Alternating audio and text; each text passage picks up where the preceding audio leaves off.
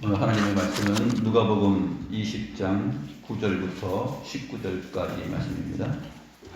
누가복음 20장 9절부터 19절까지 말씀입니다.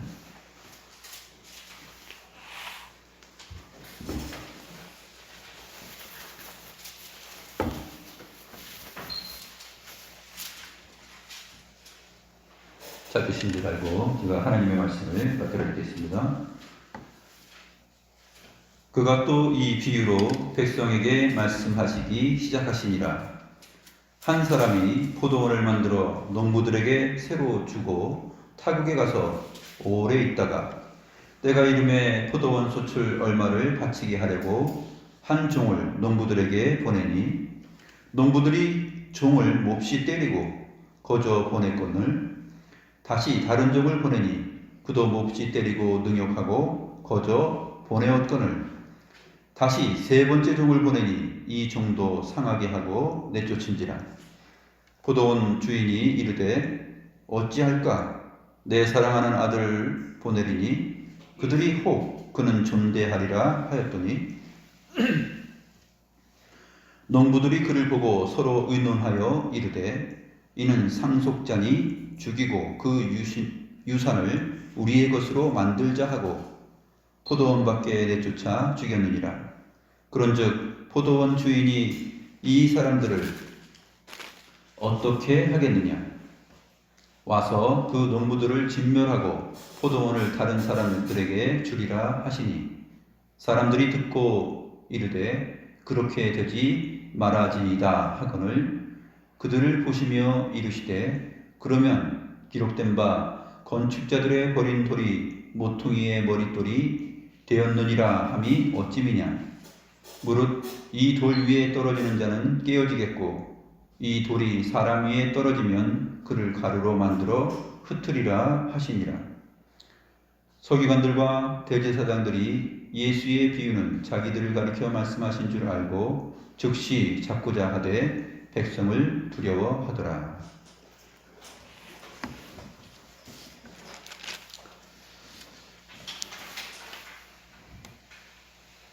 오늘은 포도원 주인과 악한 농부들에 대한 비유를 살펴보도록 하겠습니다. 이 비유는 이제 예수님께서 뜻하시고 정하시고 목적하신 바대로 예루살렘 성에 다 이르렀을 때 십자가 사건을 앞에 두고 하신 비유의 내용입니다. 예수님께서 승천하실 기약이 되어서 마음에 굳게 결심을 하고 예루살렘을 향하여서 올라가셨습니다. 그래서 사마리아로 지나가려다가 사마리아 사람들이 반대하니까 다른 마을로 갔죠. 그래서 요단강을 건너서 동편으로 갔다가 베레아 지역을 지나서 다시 요단강을 건너서 여리고에 이르렀습니다. 여리고 근처에 왔을 때 앞을 보지 못하는 소경이 눈을 보기를 원하고 구원을 요청할 때 예수님께서 그의 눈을 보게 하셨습니다. 주님이 왔다는 소리를 듣고 소문을 듣고 사람들이 모두 몰려들었습니다. 그때 예수님께서 여리고성 안으로 들어가셨습니다. 그때 누구를 만났죠? 부자 세리장 삭개오를 만났습니다. 그래서 삭개오를 쳐다보면서 오늘 내가 너의 집에 유하여야 되겠다 하면서 삭개오의 집에 머뭅니다. 거기서 말씀을 하시죠. 이도 아브라함의 자손이다. 그리고 인자가 온 것은 잃어버린 자를 구원하기 위하여서 왔다라는 말씀을 하십니다. 그 말씀을 하시면서 사람들에게 하신 비유 내용이 지난주에 우리가 살펴본 비유입니다. 한 귀인이 왕의 권위를 왕권을 받아가지고 오기 위해서 멀리 갔다가 오래 있다가 온 내용입니다. 그 왕의 귀환과 문화 비유를 지난 시간에 살펴보았습니다. 오늘 예수님의 비유도 보게 되면 약간 비슷한 부분이 있습니다. 포도원을 만들어 농부들에게 새로 주고 타국에 가서 오래 있다가 그리고 오게 되는 그러한 내용입니다. 그러나 여기서 말하는 오래 있다가 오는 것과 지난 시간에 그 귀인이 왕권을 가지러 갔다가 오래 있다가 오는 거하고 그 기간은 틀립니다. 지난 시간에 살펴본 오래 있다가의 그 기간은 언제죠? 예수님께서 승천하신 다음에 나중에 재림하실 때까지의 기간입니다. 오늘 이 예수님의 비유는 그 전의 기간을 말합니다. 구약 시대부터 메시아가 오겠다라고 약속하셨죠. 그 메시아의 오심에 대해서 많은 선지자들이 예언을 하고 가르쳤습니다. 주의 뜻을 전파했습니다. 그런데 사람들이 그 선지자들의 말을 듣지 않습니다.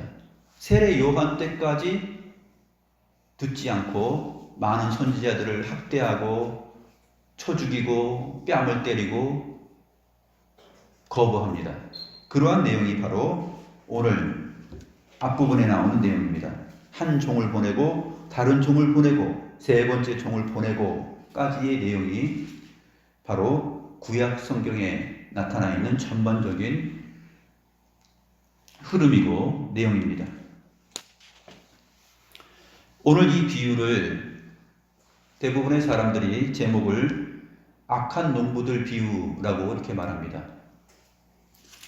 악한 농부들의 그 소행이 너무나 거칠고 무자비하기 때문에 이들의 소행에 포커스를 맞춰서 제목을 그렇게 정하였지만 사실 예수님께서 하신 이 비유의 전체적인 흐름은 무엇을 계시하시는 것이냐면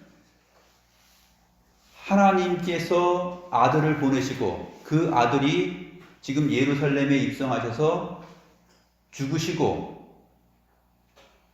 구약의 모든 선지자들이 말한 내용을 이루신다 하는 것에 초점이 있습니다. 그리고 이 주님께서 이렇게 하시는 이유는 심판과 구원을 이루시기 위함이요, 또 이 구속사 전체의 내용을 통하여서 주님의 몸된 교회를 주님 자신과 연결시키면서 세워 가시겠다 하는 강한 의지가 내포되어 있는 비유입니다. 그렇기 때문에 이 제목은 포도원 주인과 악한 농부들 비유, 이 정도로 해야 그래도 적절한 제목이 됩니다. 제목이 너무 길면 그 제목답지 못하니까 포도원 주인에 대한 비유가 사실상의 핵심입니다. 예수님께서 이제 지난 시간에 우리가 살펴보았듯이 여리고에서 예루살렘까지 하루길입니다. 27km인데 그 하루길을 이제 걸어가서 예루살렘에 입성합니다. 우리가 이 예수님의 비유, 오늘 본문을 이해하기 위해서 바로 앞에 기록된 누가복음의 기록을 살펴보는 것이 굉장히 중요합니다. 마태복음, 마가복음에도 이 동일한 비유가 기록되어 있는데 역시 그 앞에 문맥은 비슷한 내용들로 차 있습니다. 예수님께서 이제 예루살렘에 나귀를 타고 왕으로 입성하십니다. 그 내용이 누가복음 19장 38절에 기록되어 있죠. 그때 사람들이 찬송하리로다. 주의 이름으로 오시는 왕이여, 하늘에는 평화요 가장 높은 곳에는 영광이로다 하면서 주님께서 오시는 것을 환영합니다. 여기서 주의 이름으로 오시는 왕이여라는 말씀은 시편 118편 25절 이하의 내용인데 여호와의 이름으로 오시는 이여라고 되어 있습니다. 호산나 호산나 하면서 외치죠. 호시안나는 무슨 뜻이냐면 이제 구원하소서라는 뜻이에요. 사람들이 호산나 호산나 이제 구원하소서 구원하소서 하면서 주 여호와의 이름으로 오시는 왕이여 하면서 맞아들였습니다. 그때 바리새인들이 화가 나가지고 말리죠. 저 사람들의 말을 좀 막아주십시오. 이거는 신성모독 아닙니까 하면서 예수님께 따지고 그것을 말하지 못하게 합니다. 그런데 주님께서 뭐라고 답변하시냐면 만일 이 사람들이 침묵하면 돌들이 소리 지를 것이다 라고 말합니다. 이 사람들의 이 소리를 막을 수 없다.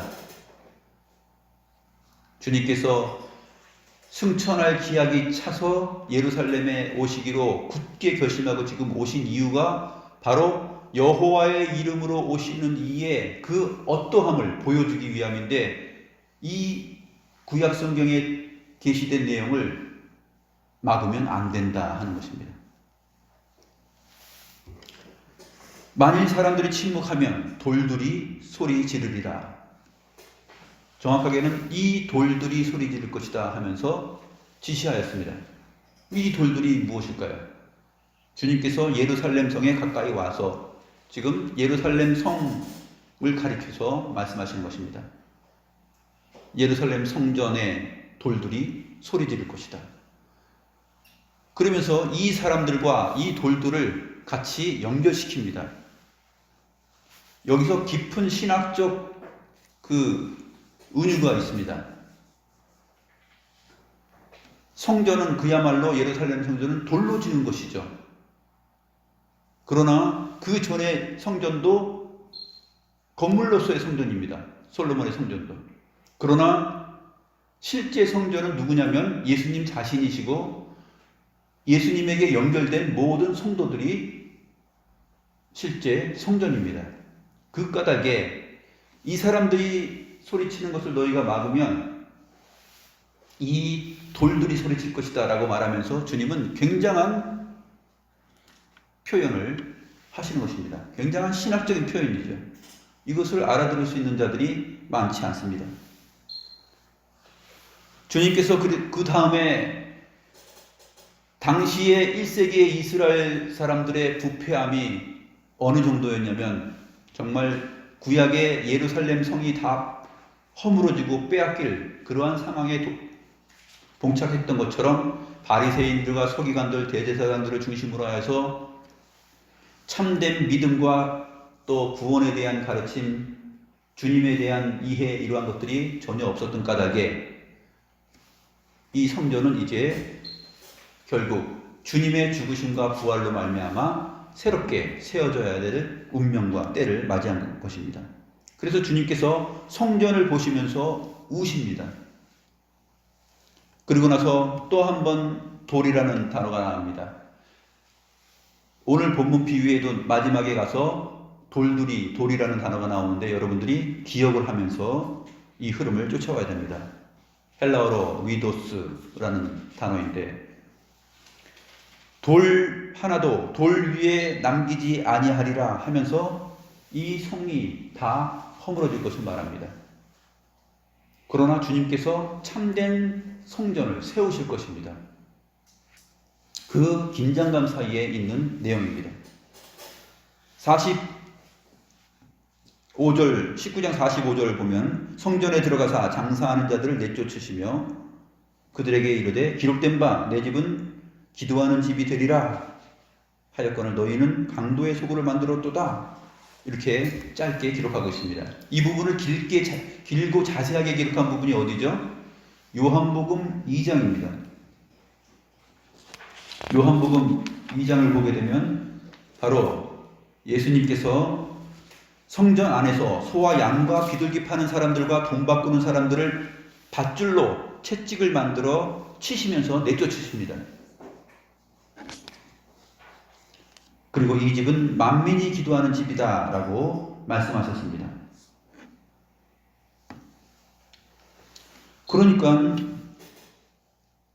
유대인들이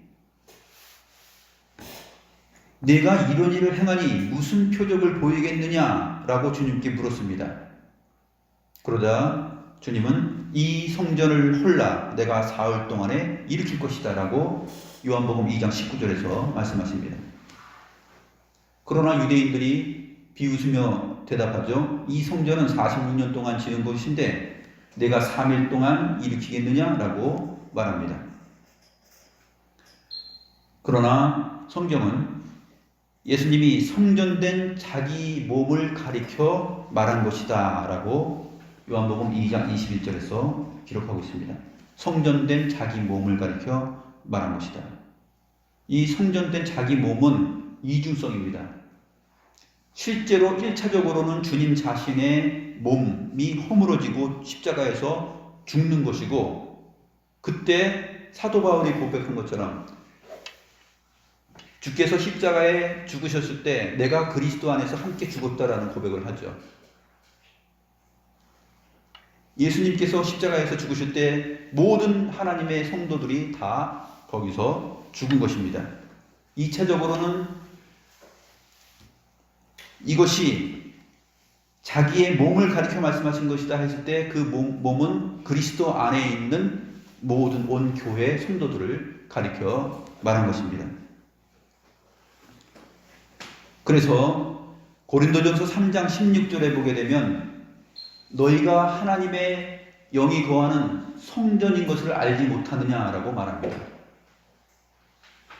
교회 교인들이 다 성전이다라고 그렇게 말씀하시죠.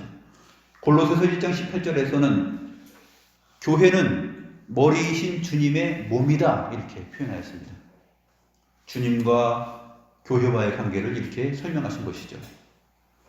그러므로 요한복음 2장 21절에서 너희가 이 성전을 헐라 내가 사흘 만에 세울 것이다 말하고 나서 성경이 해석하기를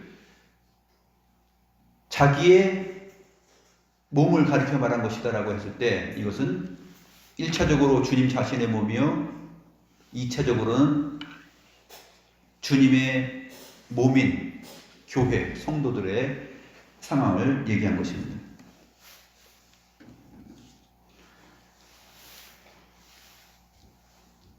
그 다음에 오늘 비유를 말씀하시기 전에 19장 47절 보게 되면 예수께서 날마다 성전에서 가르치시니 라고 기록하였습니다. 이제 때가 얼마 남지 않았기 때문에 날마다 성전에서 가르치십니다. 그러자 대제사장들과 서기관들과 백성의 지도자들이 그를 죽이려고 꾀하였다. 도모하였다. 서로 의논하고 어떻게 하면 저자를 죽일 수 있을까? 꼭 죽여야 되겠는데 하면서 결심하고 의논을 한 거죠.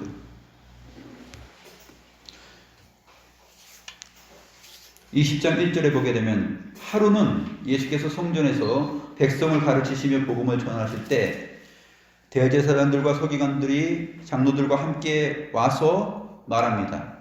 당신이 무슨 권위로 이런 일을 하는지 이 권위를 준 이가 누구인지 우리에게 말하라.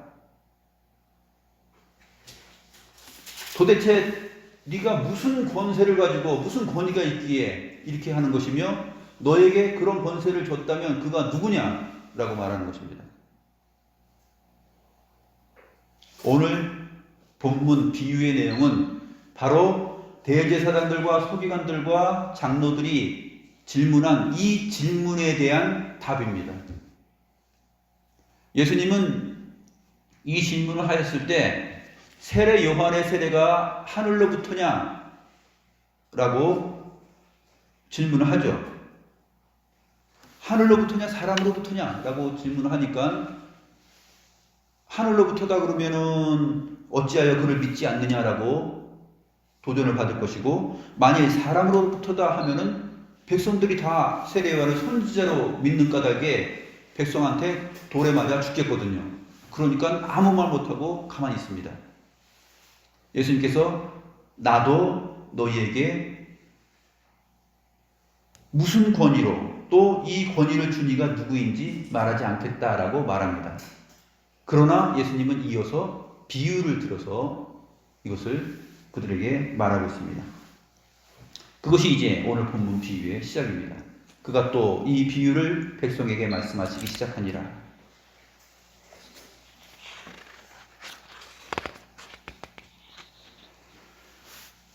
이제 비유를 본격적으로 보겠습니다. 한 사람이 포도원을 만들었습니다. 그리고 농부들에게 새로 주고 타국에 가서 오래 있었다라고 말하고 있습니다. 아까 처음에 말했던 것처럼 이 기간은 어느 기간이냐면 구약시대의 기간을 말해요. 하나님께서 구약시대에 하나님의 백성들의 모임인 포도원을 만들었습니다. 그래서 구약성경에는 이사야서 5장 1절 2절이라든지 시편 80편이라든지 곳곳에 보게 되면은 하나님을 포도원 농부 주인으로 소개하고 있습니다. 예수님께서 그 구약적 내용을 받아서 오늘 비유를 말씀하시고 있는 것입니다. 이제 한 사람이 포도원을 만들었습니다. 땅을 개간하고 돌들을 다 골라내고 열심히 일을 해서 포도원을 만들었어요. 굉장한 수고를 했겠죠. 그리고 포도나무를 심었습니다. 그리고 또 망대를 건축했어요. 이 망대를 건축한 내용들이 마태복음과 마가복음에 나타나 있습니다. 마태복음 21장과 마가복음 12장에 같은 비유 내용이 있는데 그 부분에 자세한 소개들이 또 있습니다. 그리고 농부들에게 새를 줬습니다. 새로 주고 이제 타국으로 갔다가 오시겠다라고 말합니다. 그것이 뭐냐면 메시아가 오시겠다라는 얘기예요. 하나님의 아들 예수를 오게 하겠다라는 선지자들의 예언입니다. 그런데 이 구약 시대 동안 이 농부들이 하는 일이 있습니다. 이 농부들은 하나님의 오심을, 주님의 왕되심과 주의 오심을, 메시아의 오심을 거부하는 자들이에요. 그래서 이 사람들이 하나님의 율법과 명령을 지키지 않을 뿐만 아니라 참된 예언의 말씀을 하는 선지자들을 다 무시하고 멸시하고 죽이기까지 합니다.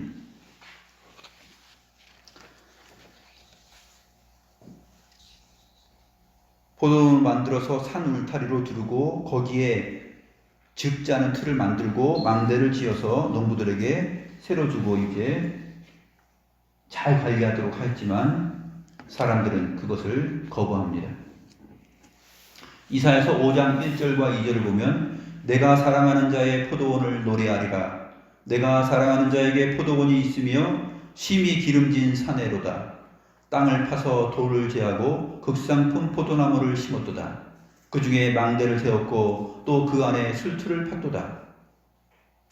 시편 80편 8절부터 9절을 보면 주께서 한 포도나무를 애굽에서 가져다가 민족들을 쫓아내시고 그것을 심으셨나이다. 이스라엘 백성들이 출애굽하고 가나안 땅에 정착시킨 내용을 표현한 것이죠. 주께서 그 앞서 가꾸셨으므로 그 뿌리가 박혀서 땅에 가득하며 라는 표현을 합니다.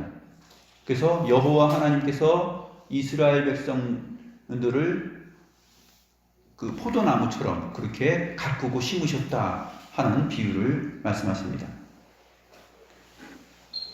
요한복음에도 있죠. 요한복음 15장 1절에서 보면 나는 참 포도나무요 내 아버지는 농부라 라고 소개합니다. 그러면서 그 포도나무 가지에 하나님의 백성들이 연결되어 붙어 있다라고 소개를 하는 것입니다.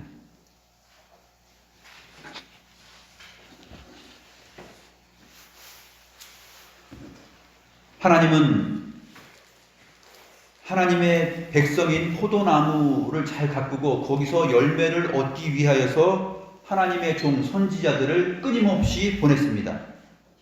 예레미야서 7장 25절에서 26절에 보면 이렇게 소개되고 있습니다. 너희 조상들이 애굽 땅에서 나온 날부터 오늘까지 내가 내 종 선지자들을 너희에게 보내되 끊임없이 보내었으나 너희가 나에게 순종하지 아니하며 귀를 기울이지 아니하고 목을 굳게 하여 너희 조상들보다 악을 더 행하였느니라. 애굽 땅에서 나온 날부터 끊임없이 선지자들을 보냈지만 너희들이 이렇게 하였다. 그것을 비유로 말씀한 내용이 바로 한 종을 보내고 다른 종을 보내고 세 번째 종을 보냈는데 그 종들을 때리고 상하게 하고 내쫓고 죽였다라는 것이에요. 아합 시대 때 아합 왕과 그 이세벨이 많은 선지자들을 죽였죠.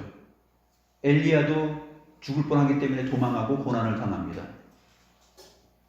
또 미가야 선지자가 바른 말씀을 전하였지만 시드기야라는 거짓 선지자가 그의 뺨을 때리기도 합니다. 이사야 선지자도 그렇고 호세아 선지자도 그렇고 모든 구약의 선지자들을 하나님께서 이 종을 보내는 것처럼 보냈는데 그들의 말을 거부하고 그들을 무시하고 때리고 능욕을 가하였습니다.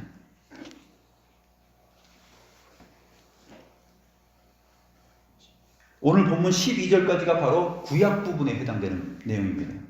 이제 13절부터 신약 예수님께서 오시는 내용입니다. 포도원 주인이 이르되 어찌할까? 도대체 어떻게 하면 좋을까? 생각하다가 내 사랑하는 아들을 보내리니 그들이 혹 그는 존대하리라 하면서 보냅니다. 그런데 농부들이 그를 보고 어떻게 했을 것 같아요? 어이구 아드님 오셨어요 하면서 아드님은 아버지와 같은 분이시죠 하면서 영접했을까요?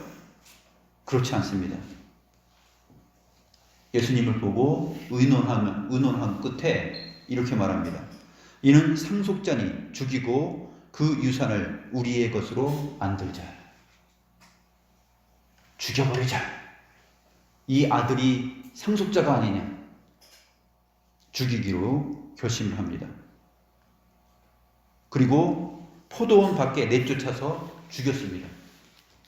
히브리서 13장 12절에 보게 되면 구약의 제사를 소개하면서 영문 밖에 나가서 죽이는 구약 제사의 제사법을 얘기하면서 그리스도도 이것처럼 성전 밖에 나가서 죽으셨다라는 말을 하고 있습니다. 그 말씀이 바로 오늘 14절의 내용이에요. 15절의 내용입니다. 포도원 밖에 내쫓아 죽였느니라. 하나님의 백성들이 있는 예루살렘 성전 바깥에서 그쪽으로 내쫓아서 죽였습니다. 이 비유로 지금 말씀하시고 있는 것이죠.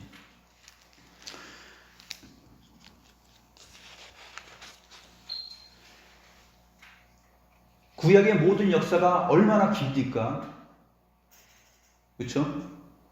굉장한 긴 역사 동안 하나님은 끊임없이 자기의 종들을 보내었는데 이 악한 농부들에 해당되는 많은 왕들과 관원들과 제사장들과 율법사들과 하나님의 말씀을 맡은 대표적인 사람들이 다 이 사람들을 때리고 죽이고 내쫓고 했습니다. 끝에 예수님이 오시기 전 바로 구약의 마지막 선지자 누구예요? 세례 요한. 세례 요한도 목베임을 당하여서 죽었지 않습니까?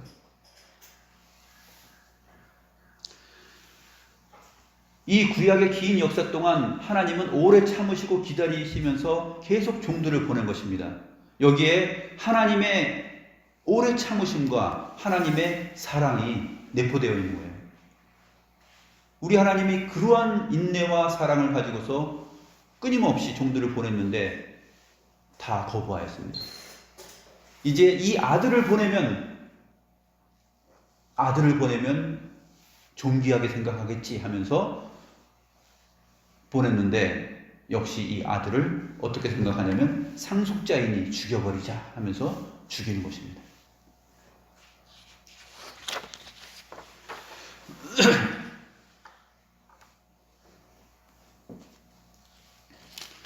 이제 주인이 와서 이 사람들에게 어떻게 하겠느냐라고 묻습니다. 아무 말 못하죠. 그러니까 주님께서 주님 자신이 묻고 주님 자신이 답변을 하십니다. 와서 그 농부들을 진멸하고 포도원을 다른 사람들에게 주리라. 이 농부들을 다 진멸해버리고 이 포도원을 다른 사람들에게 주겠다라고 말합니다. 이 다른 사람들은 누구일까요? 이 다른 사람들은 이제 나중에 로마서나 에베소서나 그 본문들을 통하여서 신약 성경에 많이 소개됩니다. 이방인들까지 다 포함되죠.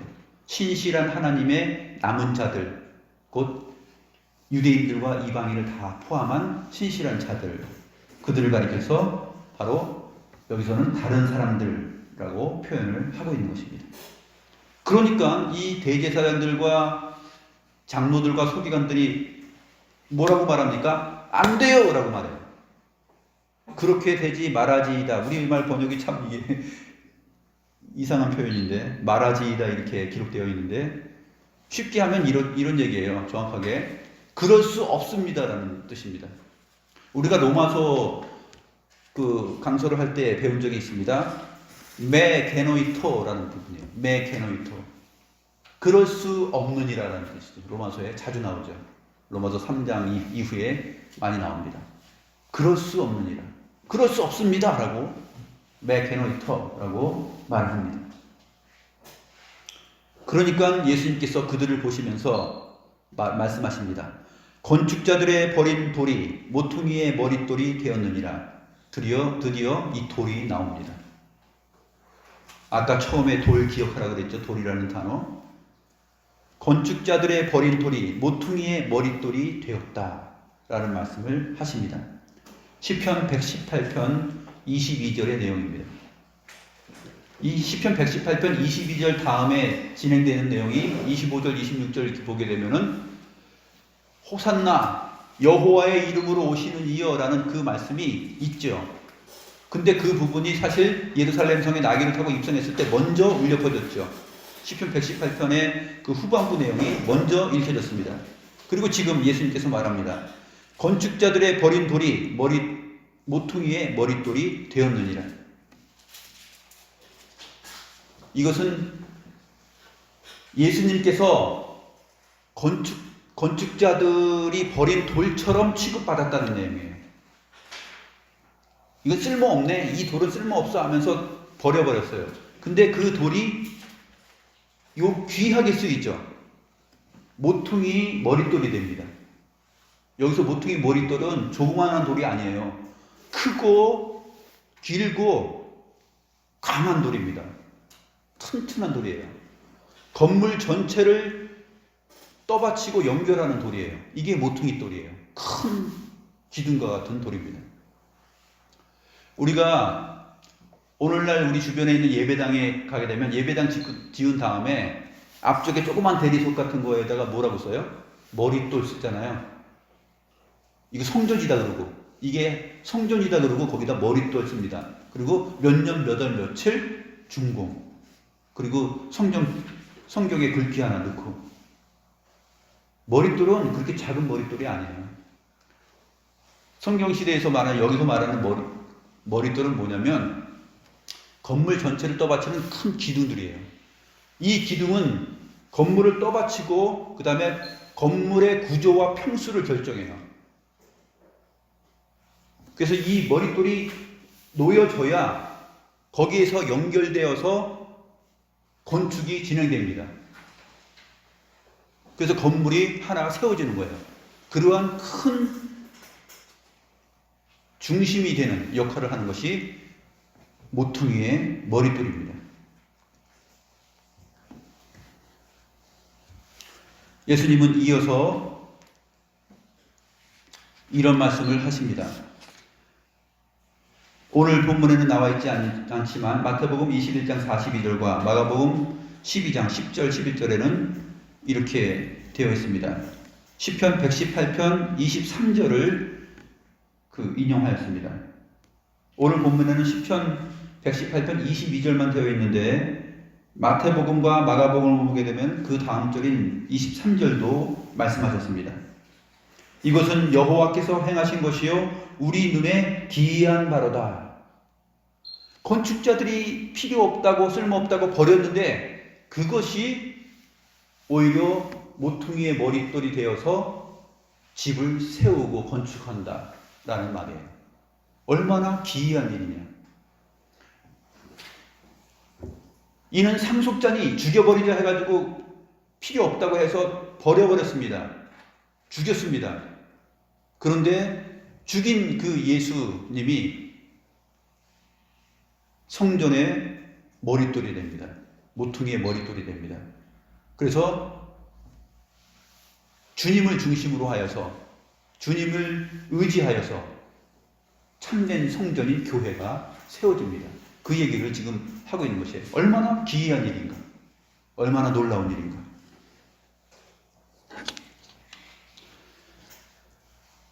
예수님은 이어서 말씀하십니다. 무릇 이 돌 위에 떨어지는 자는, 이게 모퉁이의 머릿돌이죠. 이 돌 위에 떨어지는 자는 깨어지겠고 산산조각 나겠고 이 돌이 사람 위에 떨어지면 그를 가루로 만들어 흩어버릴 것이다. 이 돌은 얼마나 강하고 튼튼하냐. 음부의 권세가 도전할 수 없는 돌이에요.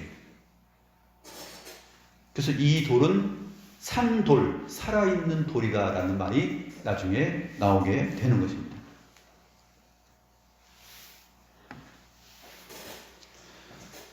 먼저 무릇 이 돌 위에 떨어지는 자는 깨어지겠고 이 돌이 사람 위에 떨어지면 그를 가루로 만들어 흩으리라 라는 말씀은 이사야서 8장 14절과 15절의 내용을 아주 강력한 표현으로 조금 바꿔서 표현한 것입니다. 이사야서 8장 14, 15절을 보면 그가 성소가 되시리라.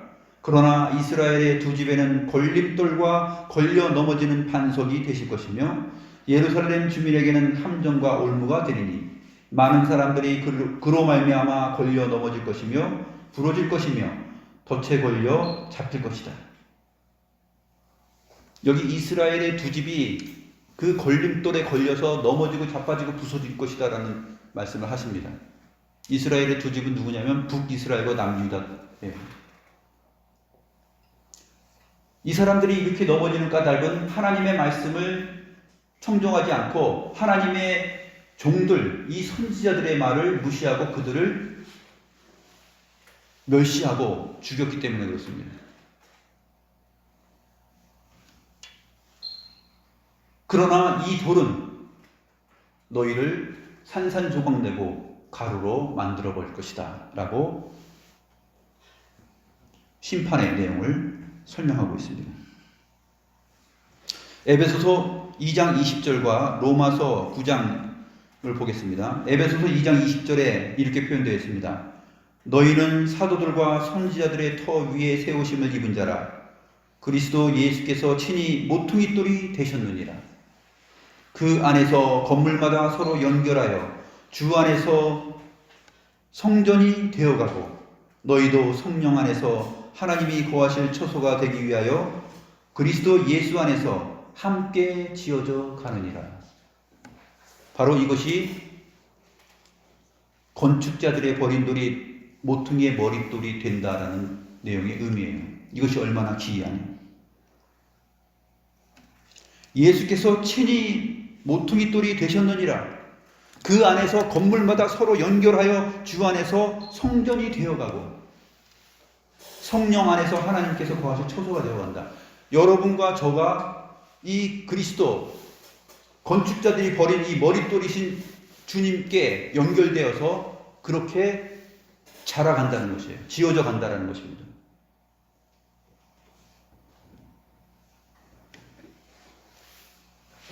사도 바울은 로마서 9장 30절, 31, 33절에서 이방인들이 믿음에서 난 의를 얻게 될 것이라고 말합니다.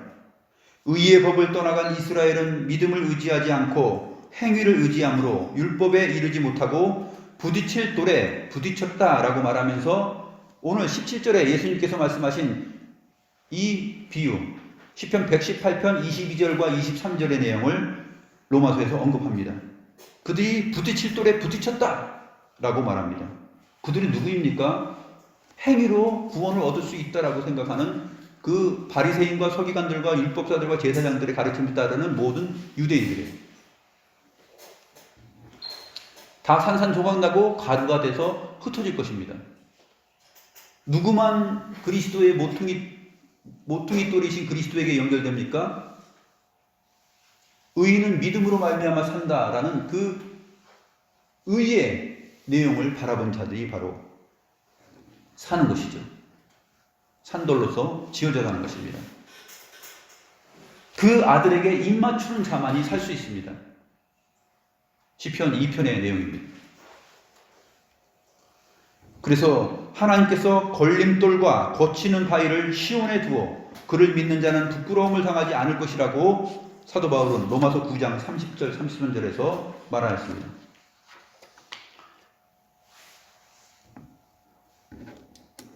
베드로전서 2장 4절부터 10절의 내용이 오늘 예수님의 비유 끝부분의 내용을 가장 잘 표현하고 있습니다.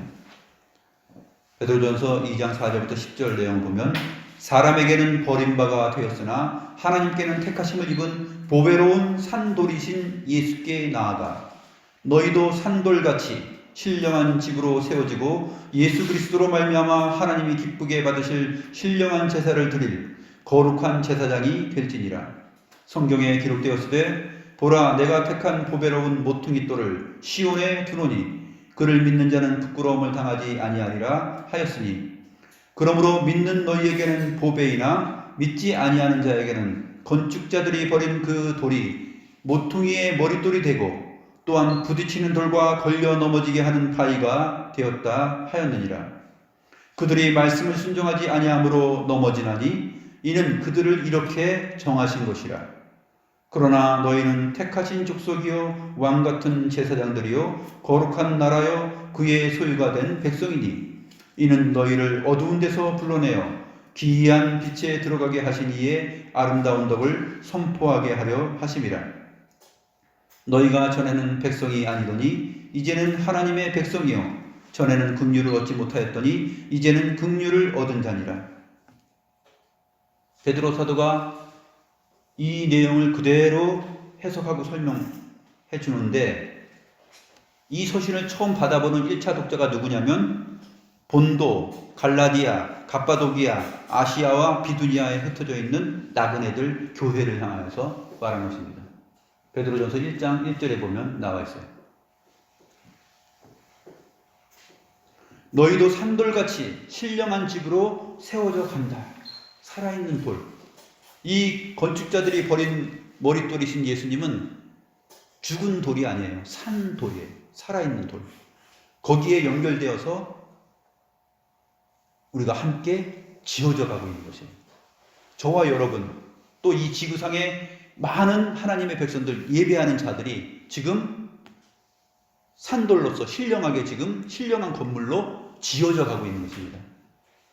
요한계시록에 나타나는 하늘로부터 내려오는 어린 양의 신부, 그 예루살렘 성 얼마나 커요? 굉장히 크죠?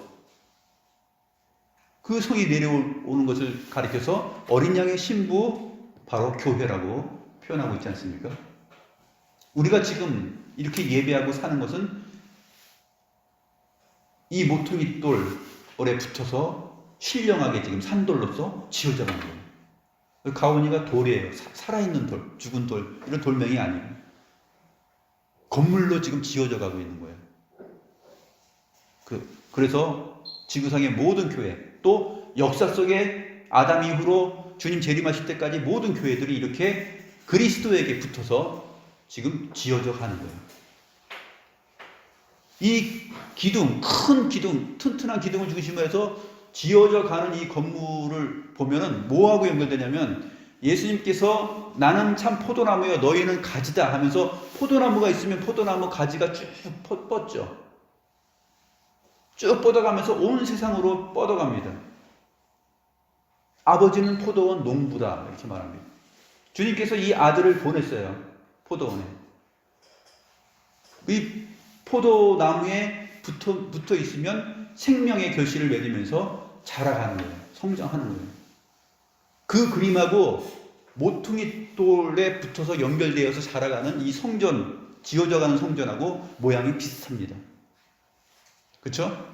하나의 튼튼한 기둥이 포도나무처럼 딱 쓰면 거기에 연결되어서 퍼져서 교회가 지어져 가는 거예요. 두 그림이 서로 이해가 되죠? 포도나무와 이 머릿돌이.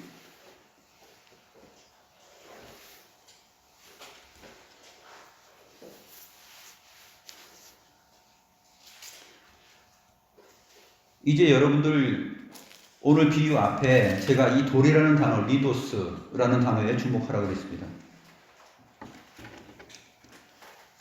오늘 비유가 나오기 전에 예수님께서는 돌이라는 단어를 많이 쓰십니다. 언어 유희죠.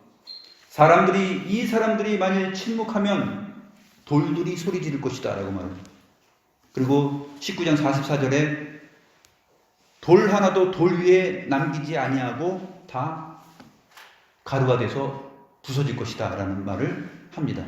이게 다 무슨 얘기죠? 성전에 대한 얘기예요. 성전, 돌로 지어진 성전. 그러나 솔로몬이 지은 성전, 하나님의 성전, 이것은 다 죽은 돌이죠. 생명이 없는 돌입니다. 그림자 역할이에요. 그림자예요. 그림자는 생명이 없습니다. 그러나 실체는 생명이 있죠. 그게 바로 성전의 차이예요. 이 사람들이 침묵하면 이 돌들이 소리 지를 것이다. 굉장히 신학적으로 내다보고 예수님께서 은유를 쓰신 것입니다.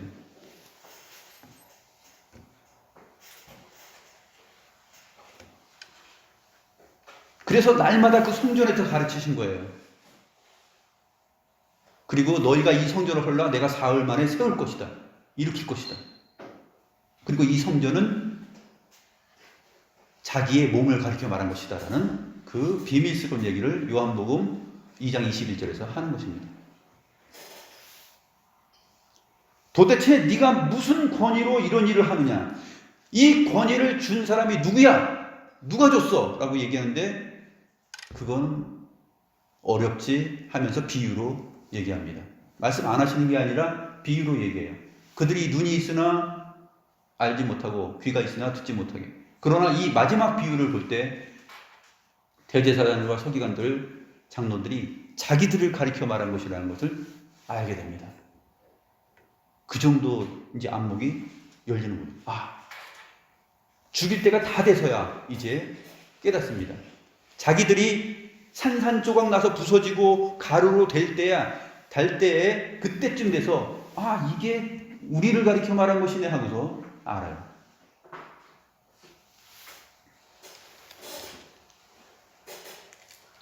건축자들의 버린 돌이 모퉁이의 머릿돌이 되었느니라. 무릇 이 돌 위에 떨어지는 자는 깨어지겠고 이 돌이 사람 위에 떨어지면 그를 가루로 만들어 흩으리라. 이렇게 말씀하시니까 서기관들과 제사장들의 반응 19절입니다. 예수의 이 비유는 자기들을 가리켜 말씀하신 줄 알고 즉시 잡고자 하되 백성을 두려워하더라. 아직 잡지 못하죠. 그러한 긴장의 내용을 오늘 본문이 담고 있습니다.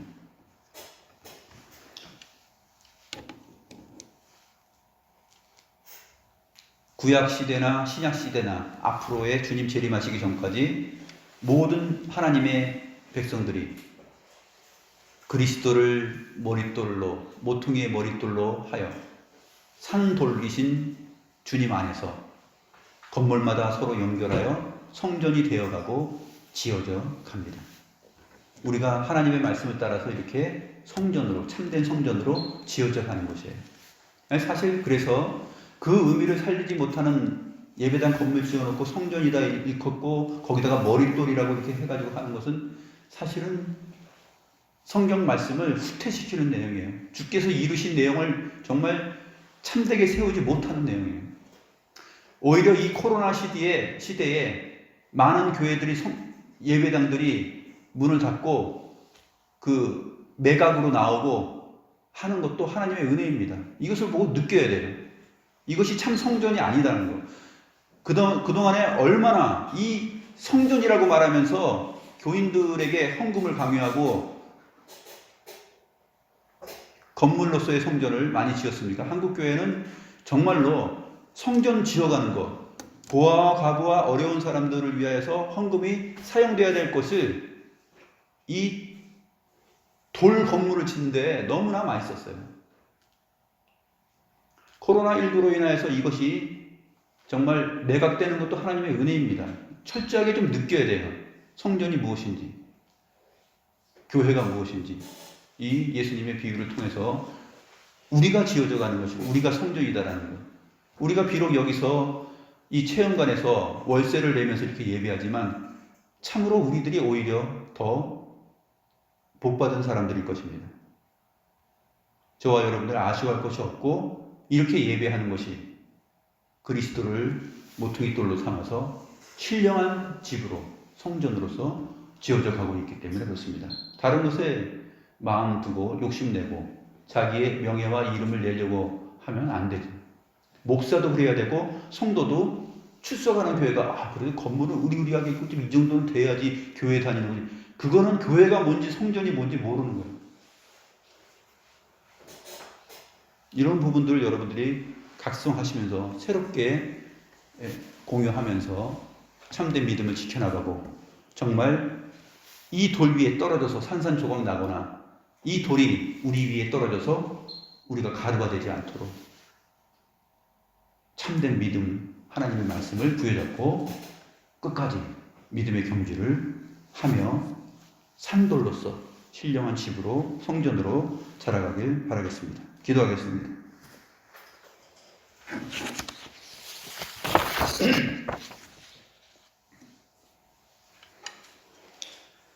하나님 아버지, 감사합니다.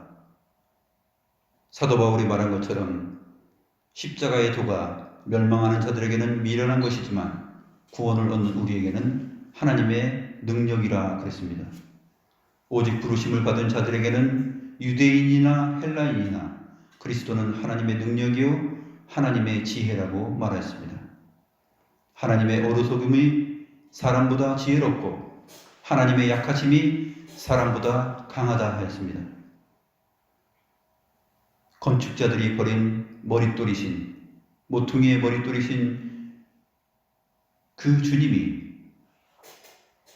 진정한 교회의 참된 성전의 모퉁이돌로서, 산돌로서 우뚝 서 있음을 저희들이 이 비유를 통해서 보옵나이다. 하나님, 이것을 거부하고 이것을 대항하는 자들은 산산조각 날 것이요, 이것이 그들에게 덮칠 때에는 그들이 가루가 될 것입니다. 하나님, 음부의 권세도 감당할 수 없는 이 튼튼하고 강한 반석이신 주님, 주는 그리스도시요 살아계신 하나님의 아들이십니다라는 이 반석이 되신 주님 위에 주님께서 교회를 세우겠다, 내 교회를 세우겠다 하셨습니다. 하나님 아버지, 우리가 산돌로서 지금 지어가고 있는 중입니다. 하나님, 물량주의와 성공주의, 또 부흥과 성장이라는 인간의 저급한 욕심이 참된 성전의 가치와 교회의 가치를 무너뜨리고 그동안 긴 역사를 한국 교회 안에 자리하였습니다. 하나님 아버지, 이러한 실태를 보면서 저희들이 주의 말씀을 통하여 깨닫는 바가 있습니다. 하나님, 이 바른 신앙의 터 위에 선지자들과 사도들이 전한 이 그리스도의 터 위에 우리가 세워지게 하시고 우리의 인생이 평생 자라갈 수 있도록 주께서 도와주시옵소서. 신령한 그리스도의 교회로, 성전으로 지어져 가기를 소원하오니 주의 말씀과 성령으로 저희를 다스리시고 그리스도의 장성한 분량에 이르게 하여 주시옵소서. 감사함을 드리며 모퉁이의 머릿돌이 되신 산돌이신 우리 주 예수 그리스도의 이름으로 기도하옵나이다. 아멘.